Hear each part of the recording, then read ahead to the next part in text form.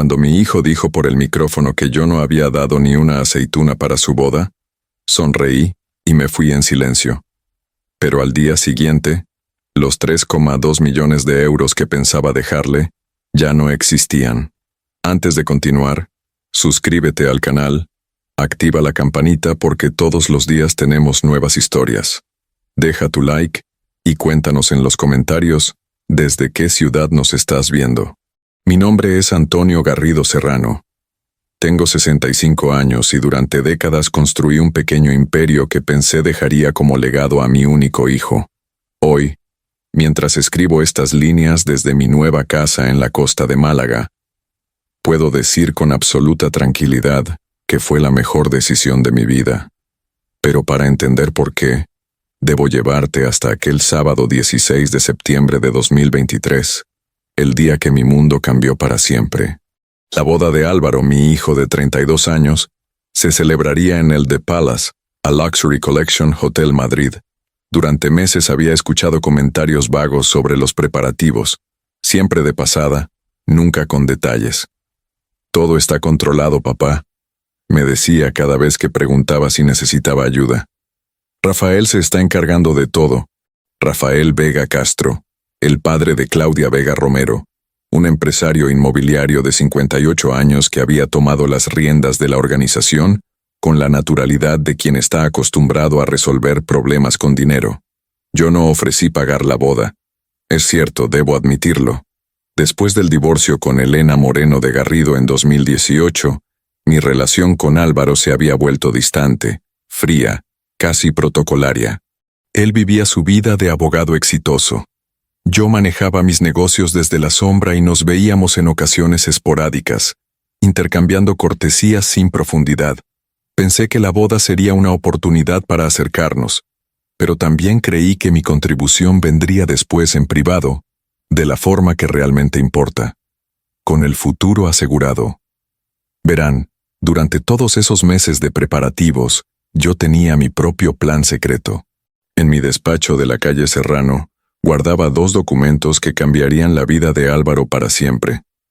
Los papeles de traspaso de Construcciones Garrido S.L., la empresa familiar que había construido durante 30 años y que facturaba 2,8 millones de euros anuales, y las escrituras de un apartamento de 180.000 temes en pleno barrio de Salamanca, valorado en 850.000 euros.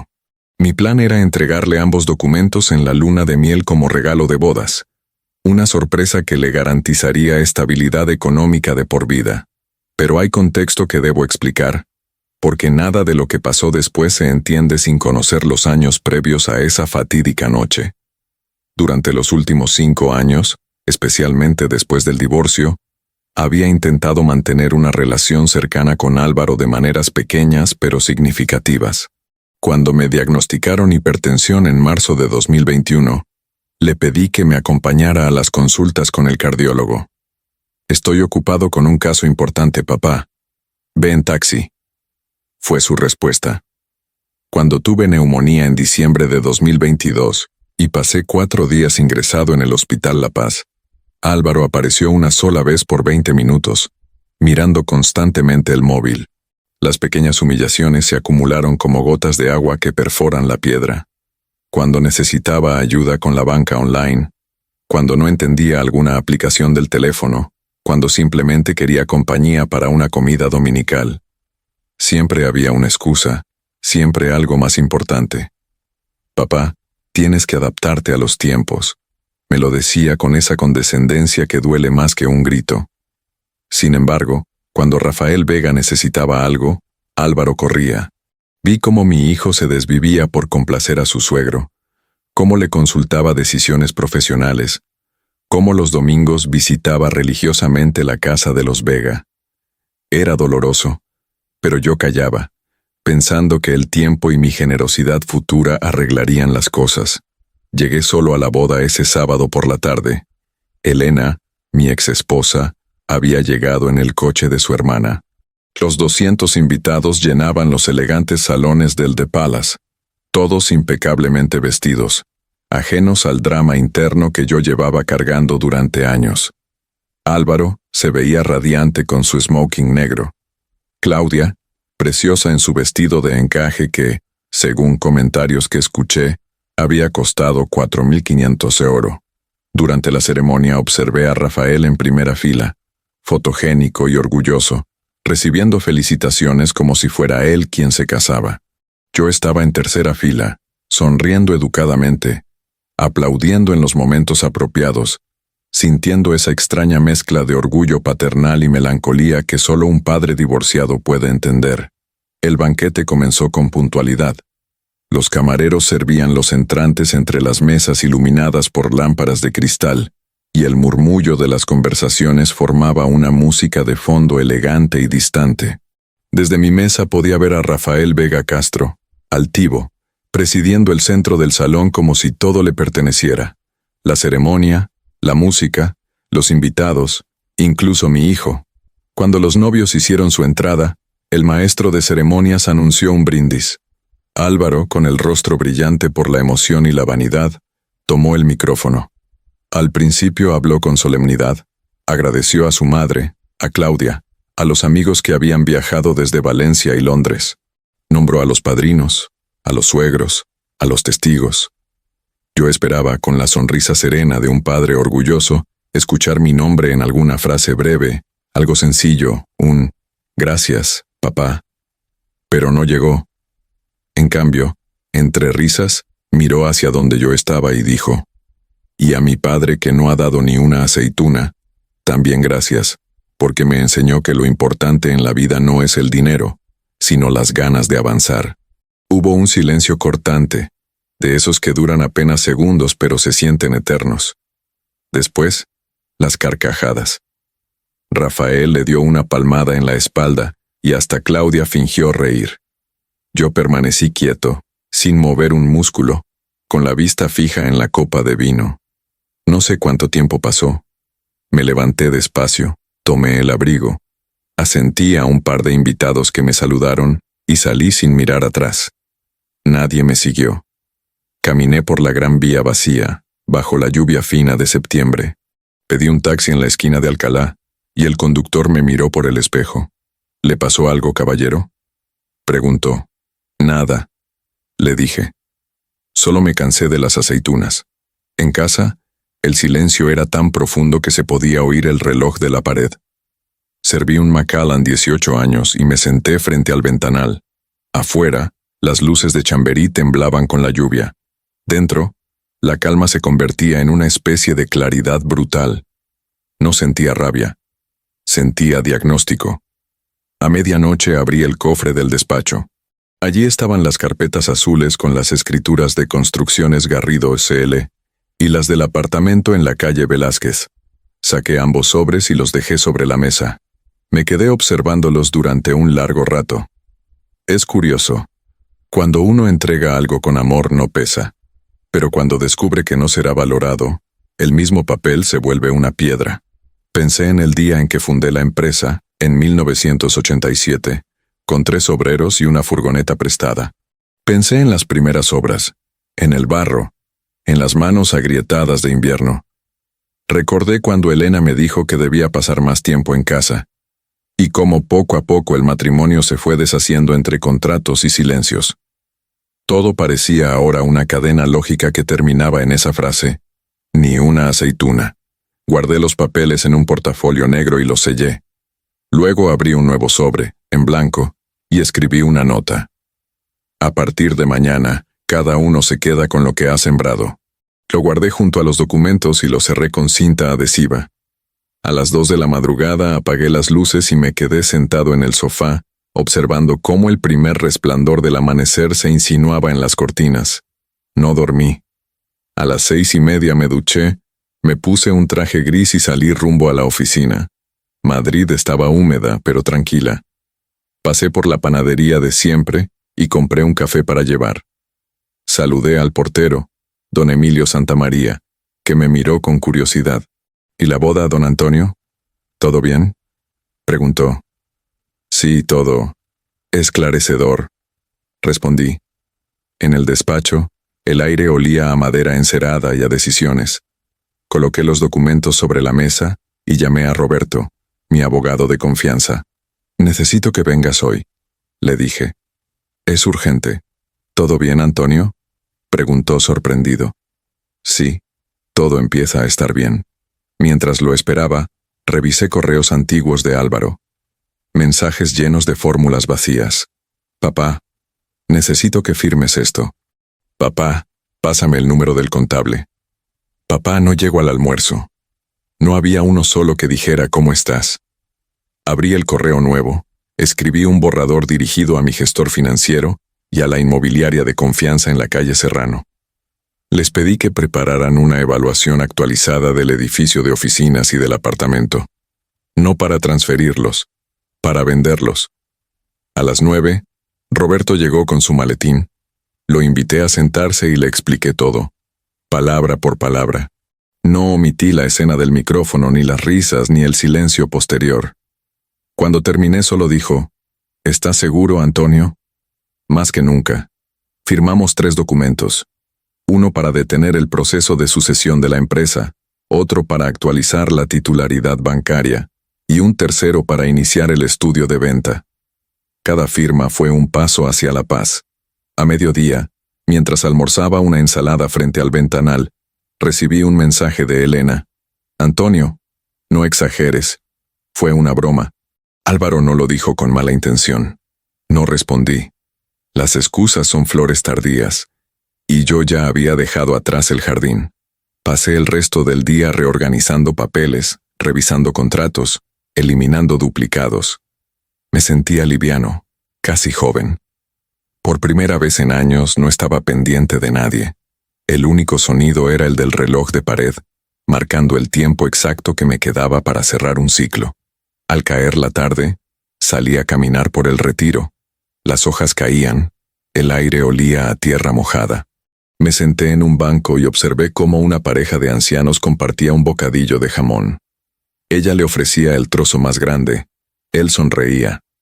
Me pregunté en qué momento la vida se vuelve tan mezquina que dejamos de ofrecer siquiera una aceituna. Regresé a casa con esa imagen grabada. Antes de dormir, abrí una libreta nueva y escribí la primera frase de mi nueva historia. Todo lo que se construye con amor se sostiene en silencio. Y supe que al día siguiente comenzaría la reconstrucción, no de mi empresa, sino de mí mismo. El lunes amaneció con un cielo limpio, de un azul que casi dolía a la vista. Me desperté sin alarma, con esa sensación de lucidez que solo llega después de una decisión definitiva.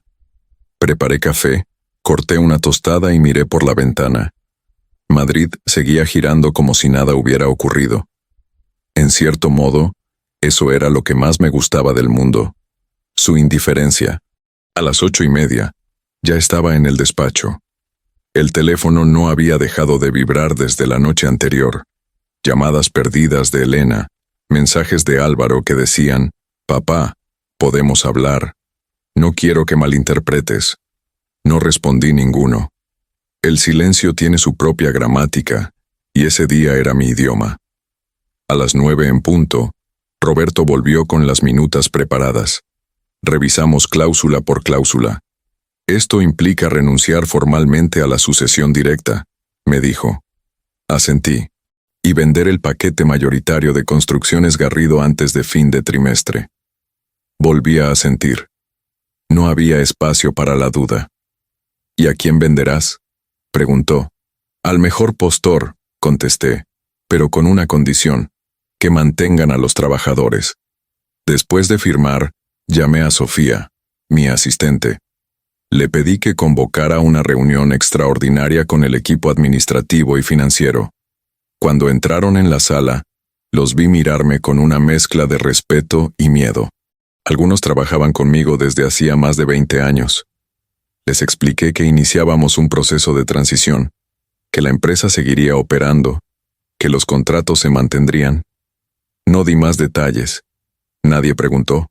Salí a la terraza del edificio para respirar. Desde allí se veía el perfil del Retiro y las cúpulas doradas del Palace, donde apenas 48 horas antes había escuchado la frase que aún resonaba como un eco obstinado. Ni una aceituna. Era irónico. Toda mi vida me había dedicado a construir cosas que resistieran el tiempo, y bastó una oración para desmoronarlo todo. A mediodía, me reuní con Rafael Vega. Había insistido por teléfono en que debíamos aclarar el malentendido. Lo recibí en mi oficina, con cortesía distante. Llegó con un traje azul marino impecable y esa sonrisa de zorro viejo que usan los hombres acostumbrados a ganar. «Antonio, muchacho, no tomes las cosas tan a pecho», dijo mientras encendía un puro sin pedir permiso. «Los jóvenes hacen bromas. Ya sabes, el humor de ahora, el humor cambia», respondí. Pero el respeto no. Hubo un silencio tenso. Luego, inclinándose hacia mí, añadió: «No te precipites. Álvaro te admira, aunque no lo diga. Si vendes la empresa te arrepentirás. No me preocupa arrepentirme, Rafael. Me preocupa seguir siendo invisible». Se levantó molesto y murmuró algo sobre el orgullo de los viejos. Lo acompañé hasta la puerta y le di la mano. «Dile a tu yerno», añadí antes de que se marchara, «que la próxima vez que hable de aceitunas, recuerde quién plantó el olivo». Por la tarde, Claudia Vega, mi nuera, me llamó llorando.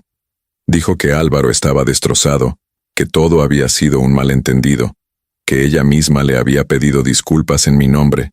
Escuché sin interrumpir. «Claudia», le dije con suavidad, «no te preocupes. Todo está en orden, pero entiéndeme. No castigo, solo aprendo». Esa noche, de regreso a casa, me crucé con don Emilio Santamaría, el vecino del primero. Me ayudó a subir unas bolsas y me habló de su hijo, que vivía en Zaragoza. «Hace 3 meses que no me llama», dijo con una sonrisa cansada. «Pero sé que está bien. Uno aprende a querer en silencio».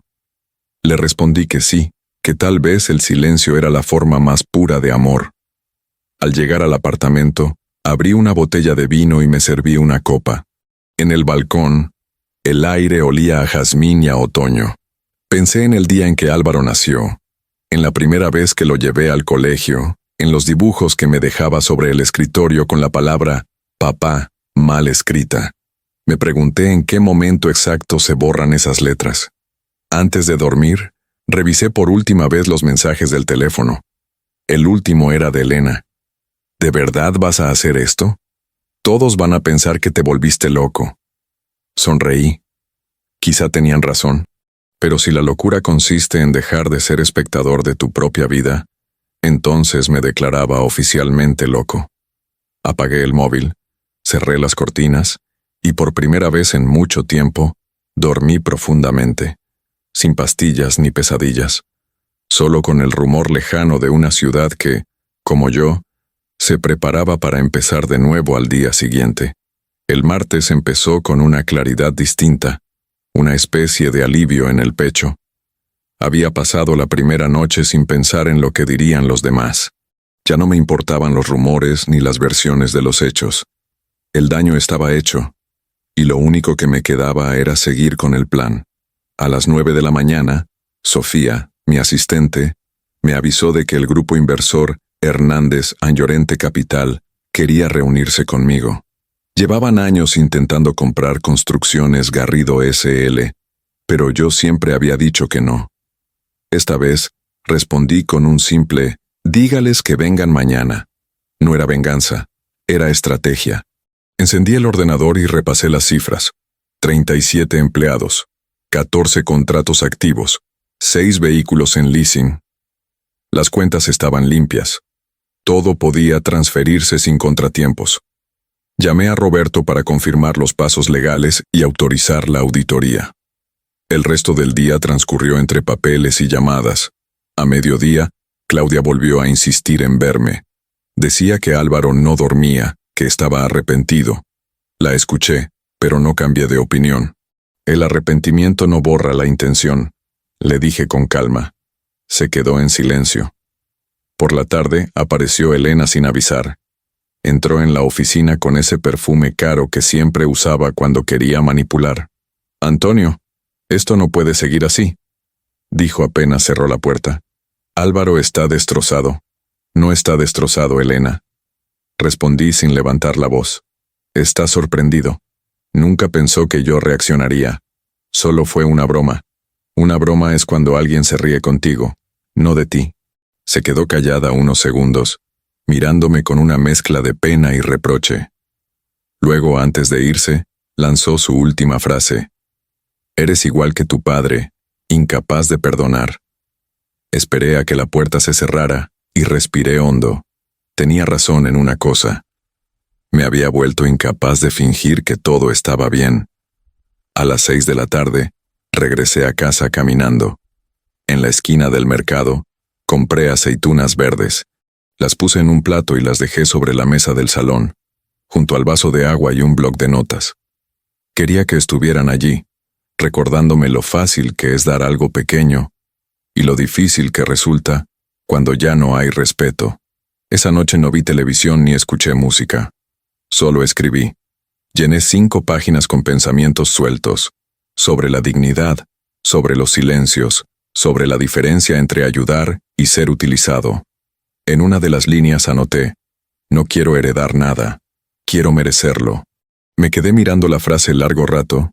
No supe si era para mí o para mi hijo. A la mañana siguiente, mientras esperaba el ascensor, don Emilio me interceptó en el pasillo. Le vi anoche con la luz encendida hasta tarde, don Antonio. ¿Trabajando? No. Recordando. Eso cansa más que trabajar, respondió el viejo sonriendo con melancolía. En la oficina, la secretaria me informó de que Álvaro había llamado 3 veces y dejado un mensaje. Papá, por favor, no hagas nada hasta que hablemos. No contesté. En cambio, envié un correo a Roberto con el asunto. Proceda según lo acordado. Al mediodía llegaron los representantes de Hernández a Llorente. 2 hombres jóvenes, trajes bien cortados, modales perfectos. Traían una carpeta con cifras y propuestas. Les escuché con atención. Ofrecían una compra completa en 3 fases, el 40% inmediato, otro 40% a 6 meses y el 20% final tras el primer año de gestión. Incluía una cláusula para mantener a toda la plantilla. Acepto, dije después de una pausa. Pero quiero una condición adicional, que la empresa conserve el nombre. Uno de ellos sonrió.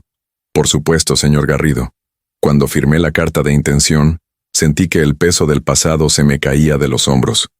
No era un acto de rabia, sino de cierre. Era mi manera de decir basta sin levantar la voz. Esa tarde, de regreso a casa, encontré un sobre en el buzón. No tenía remitente. Dentro una nota escrita con la letra de Álvaro.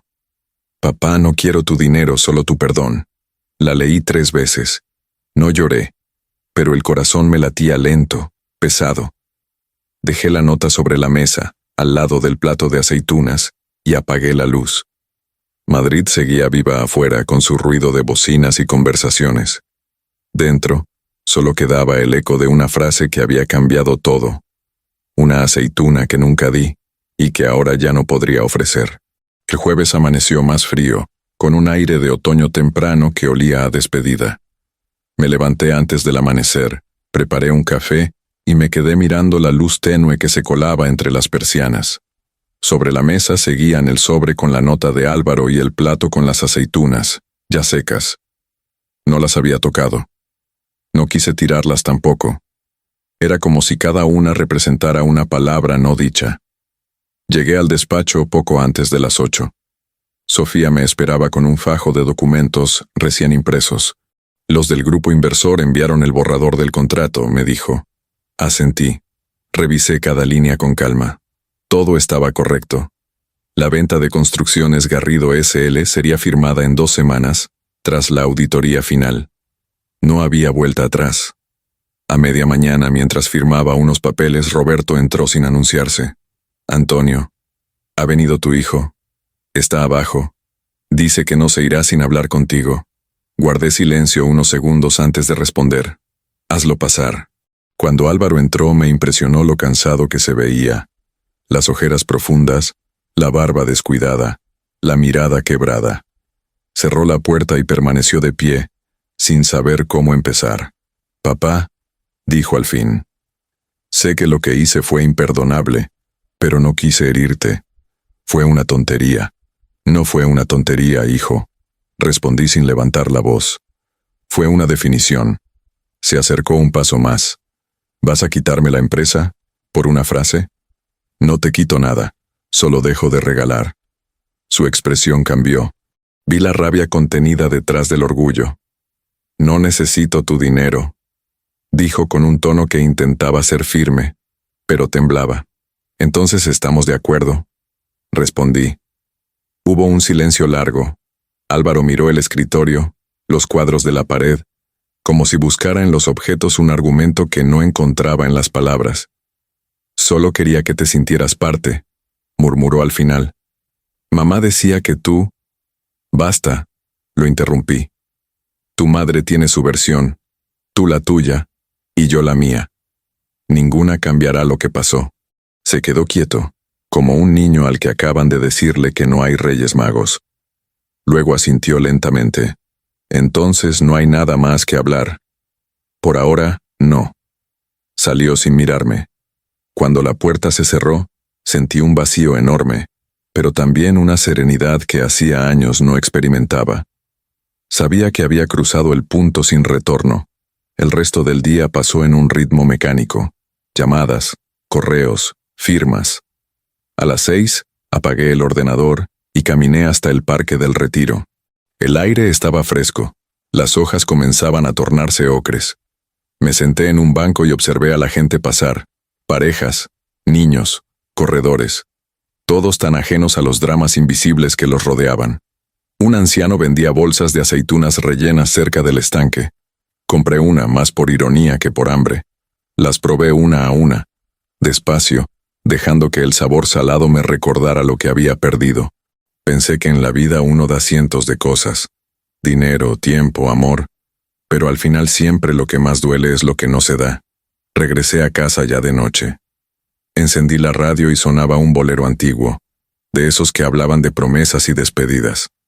Abrí el cuaderno y añadí una nueva frase. Hay silencios que destruyen y otros que curan. Este es de los segundos. Apagué las luces y me quedé mirando la ciudad desde la ventana. No sabía si había hecho lo correcto, pero sí sabía algo. Por primera vez en mucho tiempo, dormí sin miedo a despertar. Compañía. Cuando la puerta se cerró, me quedé mirando la silla vacía. No me molestó lo que dijo. Me dolió que tuviera razón. El precio de la dignidad siempre es la soledad, al menos por un tiempo. Por la tarde, Claudia Vega me escribió un mensaje corto. Gracias por no gritarle. Está destrozado. No contesté. Ya no tenía sentido conversar con intermediarios. El perdón no se delega. Ese mismo día, don Emilio Santamaría me esperó en el portal con una bolsa en la mano. Aceitunas de Aragón, dijo sonriendo. De las buenas, para acompañar el vino. Reí por primera vez en semanas. Lo invité a subir y compartimos una copa. Me habló de su esposa fallecida, de cómo cuidaba sus plantas como si aún estuviera allí. Las raíces no entienden de ausencias, me dijo. La frase se me quedó grabada. Al caer la noche, volví a revisar el sobre con la nota de Álvaro. La letra temblorosa, las palabras medidas. No había rencor, solo un intento de reparación.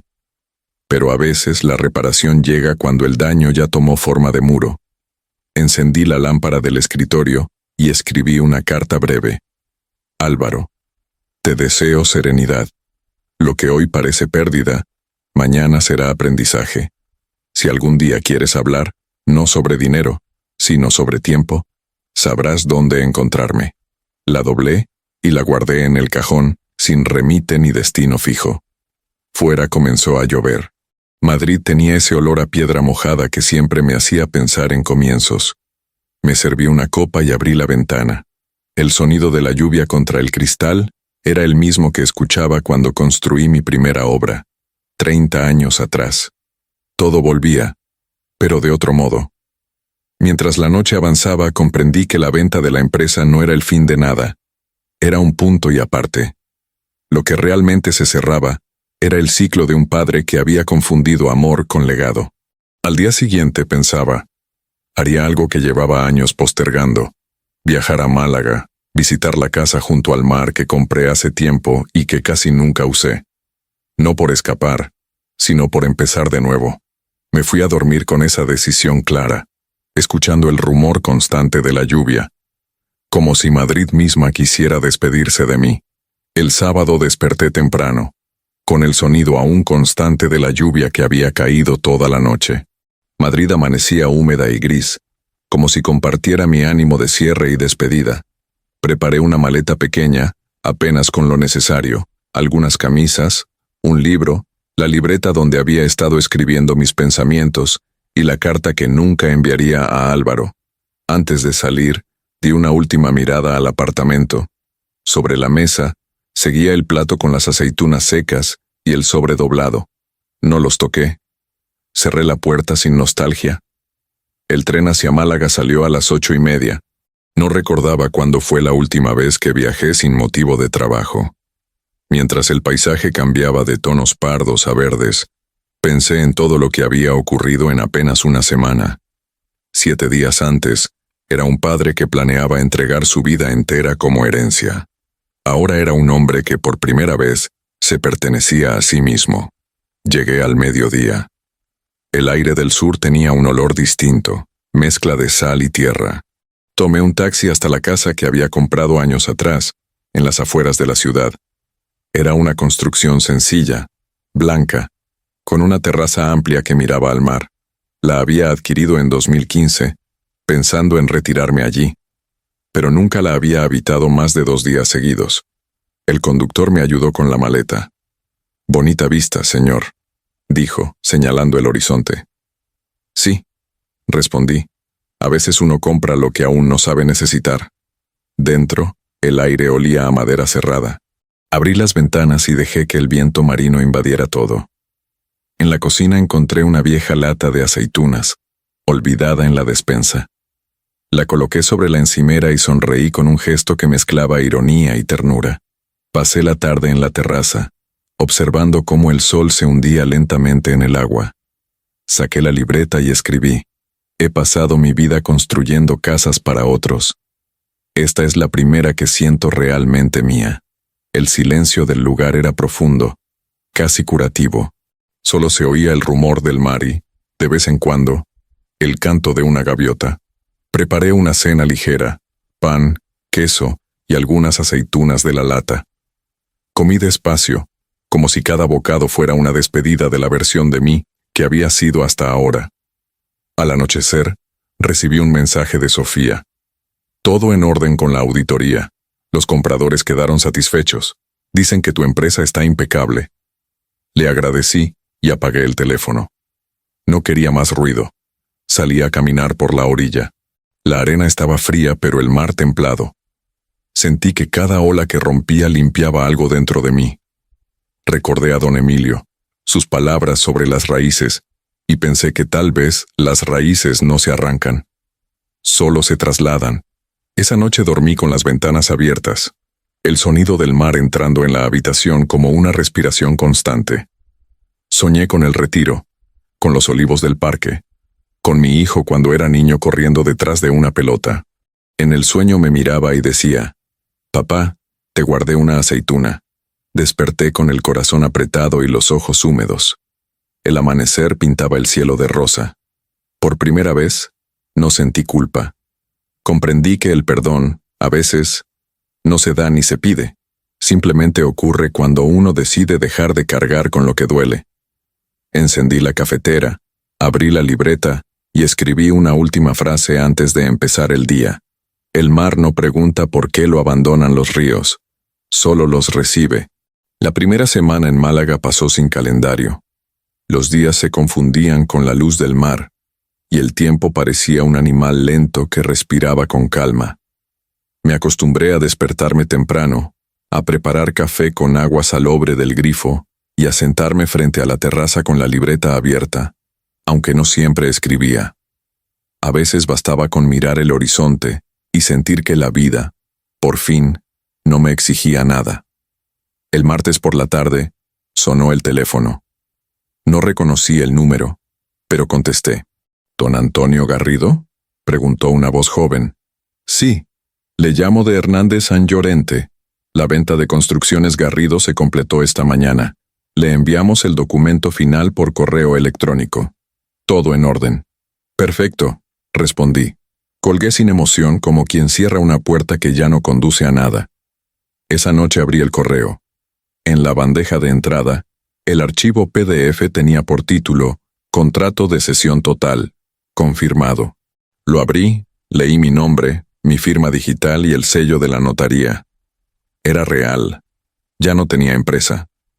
Cerré el portátil y salí a caminar por la playa. El aire olía a pescado, a algas, a tierra mojada. Pensé que, después de 36 años construyendo edificios, mi última obra era invisible. Había levantado mi propia libertad. Al regresar, encendí la radio. Sonaba un viejo bolero, Contigo en la distancia. Sonreí al recordar que Elena lo odiaba. Decía que era una canción de borrachos sentimentales. Me serví una copa de vino y brindé conmigo mismo. Por los borrachos sentimentales, dije en voz alta. Que al menos sienten algo. Los días siguientes se sucedieron con la suavidad de una rutina nueva. Bajaba al mercado del puerto, compraba pan, tomates y aceitunas frescas. Los tenderos ya me saludaban con familiaridad. «Buenos días, arquitecto», gritaba una vendedora con el acento cantado del sur. No me molestaba que me confundieran con un arquitecto. En cierto modo lo había sido, aunque de otras estructuras. Una mañana, al volver del mercado, encontré una carta en el buzón. Reconocí la letra de Álvaro incluso antes de abrir el sobre. Era breve. «Papá, he renunciado al bufete. Claudia y yo estamos en crisis. No busco dinero. Solo quiero entenderte. ¿Podemos vernos?» Me quedé largo rato con la carta entre las manos.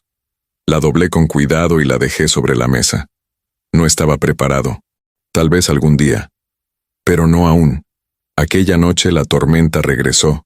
La lluvia golpeaba las persianas con furia, como si el cielo también necesitara vaciarse. Me senté frente al ventanal y escribí: «El perdón no es una llave. Es una puerta que solo se abre cuando el otro deja de tocar». Al amanecer, el sol volvió a salir con la arrogancia limpia del Mediterráneo. Decidí pintar las paredes de la casa. Compré rodillos, pintura blanca y un ventilador viejo que chirriaba. Mientras pasaba el rodillo, pensé que quizá no se trataba de cubrir lo viejo, sino de darle otra luz. Al tercer día, apareció un visitante inesperado. Era don Emilio Santamaría. «Vaya viaje largo, amigo», dijo desde la entrada, sosteniendo un sombrero entre las manos.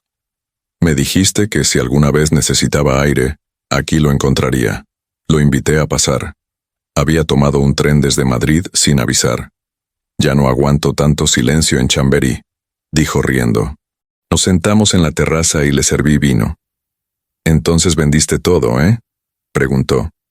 «Sí, todo. ¿Y ahora qué construirás?» «Nada», respondí. «O quizá, por primera vez, algo que no se mida en euros». Pasamos la tarde hablando de cosas simples, de sus plantas, del mercado, del fútbol. En un momento, sacó un pequeño frasco de cristal. «Aceitunas de mi huerto», dijo con una sonrisa cómplice. «Las cuidé yo mismo». Nos reímos. Acepté el regalo y lo guardé en la cocina, como si fuera un trofeo.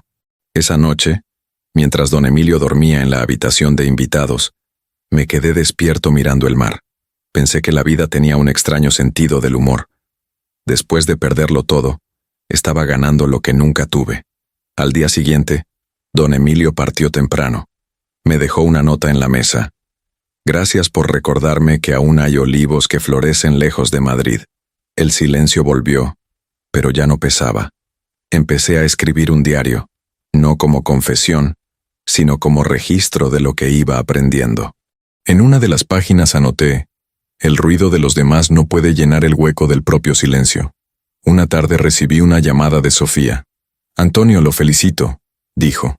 «El grupo Hernández ha mantenido a todos los empleados, y quieren mantener su nombre en la fachada». «Me alegra», respondí. Era la única condición. También me preguntaron si usted consideraría ser asesor. «No», dije sin dudar. «Ya he sido suficiente tiempo el fantasma de mi propia empresa». Corté la llamada y salí a caminar. El cielo estaba encapotado, pero el aire tibio. En la playa un niño jugaba con su padre a construir castillos de arena. El hombre reía, el niño gritaba de alegría. Me quedé observándolos largo rato. Recordé cuando Álvaro tenía esa edad, cuando su risa llenaba la casa y su mundo cabía en una pelota. Por primera vez en mucho tiempo, sentí algo parecido a ternura y no a tristeza. Me acerqué al chiringuito, pedí una cerveza y un plato de aceitunas. Las mastiqué despacio, con la sensación de que cada una devolvía un trozo de paz que había estado perdido. Esa noche escribí una nueva línea en mi libreta. Perdonar no es volver atrás. Es dejar de caminar con la cabeza girada. Los días siguientes fluyeron tranquilos. Recibí otra carta de Álvaro, más larga esta vez. Decía que había encontrado un trabajo en Valencia, que Claudia lo había dejado, y que estaba empezando de cero. No te pido nada, papá. Solo que sepas que entiendo ahora muchas cosas que antes no quería ver. No contesté, pero esa noche abrí el frasco que me dejó don Emilio. Eran aceitunas negras, de sabor intenso. Comí una y brindé en silencio. Por los hijos que aprenden. Susurré, aunque sea tarde. En las semanas siguientes Málaga se convirtió en hogar. Compré una bicicleta vieja y recorría el paseo marítimo todas las mañanas. A veces la gente del mercado me invitaba a café. Otras los pescadores me regalaban sardinas recién sacadas. La vida, pensé, puede ser generosa cuando uno deja de exigirle explicaciones. Un domingo, mientras observaba el mar, recordé algo que mi padre me dijo cuando yo era joven. Antonio, los hijos no se educan con herencias, sino con ejemplos. Por años ignoré esa frase. Ahora, entendía que tenía razón. Esa tarde, decidí escribirle una última carta a Álvaro. No una respuesta, sino un cierre. Hijo, ya no guardo rencor. Todo lo que construimos, bien o mal, nos trajo hasta aquí. No quiero volver al pasado, pero sí deseo que algún día puedas mirarlo sin dolor. En esta casa hay un sitio para ti, si algún día decides venir. No para hablar del dinero, sino del tiempo. Te dejo una aceituna en la ventana por si vuelves. La dejé realmente allí, en el alféizar, al sol. Brillaba como una pequeña promesa verde contra el azul del mar. Esa noche dormí tranquilo, sabiendo que aunque la historia no terminaba, por fin tenía paz. Los días siguientes transcurrieron con la calma de una vida recién estrenada. Había aprendido a medir el tiempo no por relojes ni calendarios, sino por el sonido del mar y el ritmo del sol en la terraza. Cada mañana, al abrir las persianas, me sorprendía la misma luz, ese resplandor blanco que parecía borrar todo lo anterior. Un jueves, mientras leía el periódico en el café del puerto, escuché mi nombre en la televisión del local. El empresario madrileño Antonio Garrido Serrano ha completado la venta de construcciones Garrido S.L. a un grupo inversor valenciano. El presentador hablaba con tono neutro, sin emoción, pero las palabras me golpearon con una mezcla de nostalgia y alivio. Nadie mencionó mi historia, ni la boda, ni las aceitunas. Solo cifras y porcentajes. Era como si mi vida se hubiera reducido a un titular de economía. Cerré el periódico y pedí otra taza de café. Ya no era empresario. Era, simplemente, un hombre desayunando frente al mar. Esa tarde decidí visitar el mercado de Atarazanas, en el centro de Málaga. Los pasillos olían a sal y fruta madura. Compré naranjas, pan moreno y un ramo de lavanda para perfumar la casa. En el puesto de aceitunas, la vendedora me ofreció probar unas partidas con ajo y romero. Estas curan el alma, me dijo sonriendo. Entonces deme medio kilo, respondí. De regreso encontré una postal en el buzón. Era de Álvaro. No carta, solo una foto del mar de Valencia, con una frase al dorso. Papá, empecé en una constructora pequeña. Me acordé de ti al oler el cemento fresco. Ah, me quedé mirando la imagen largo rato. No había reproches ni disculpas. Solo una grieta abierta que empezaba a llenarse de aire limpio. Guardé la postal dentro de la libreta, entre las páginas donde anotaba mis pensamientos como un punto de respiro. Esa noche cociné pasta con salsa de tomate y abrí una botella de vino. Puse música suave, algo de Serrat, y cené despacio. Después, Me quedé mirando el reflejo del mar oscuro desde la terraza. Es curioso, pensé. Pasamos media vida corriendo detrás del éxito, y la otra mitad aprendiendo a vivir sin él. Al día siguiente recibí una llamada de Sofía. Antonio, los nuevos dueños quieren invitarlo a un acto de agradecimiento en Madrid. Dicen que sin usted la empresa no existiría. No volveré, respondí. Mi historia allí terminó. Lo entiendo, dijo en voz baja. Pero todos le recuerdan con respeto. Que sigan construyendo, le dije. Eso basta. Colgué y salí a caminar por el paseo marítimo. Los niños jugaban en la arena. Los ancianos charlaban en los bancos. Los turistas tomaban fotos. La vida seguía, indiferente. Pero yo sentía algo que hacía años no experimentaba. Serenidad. Pasé frente a una pequeña iglesia con las puertas abiertas. Entré por impulso.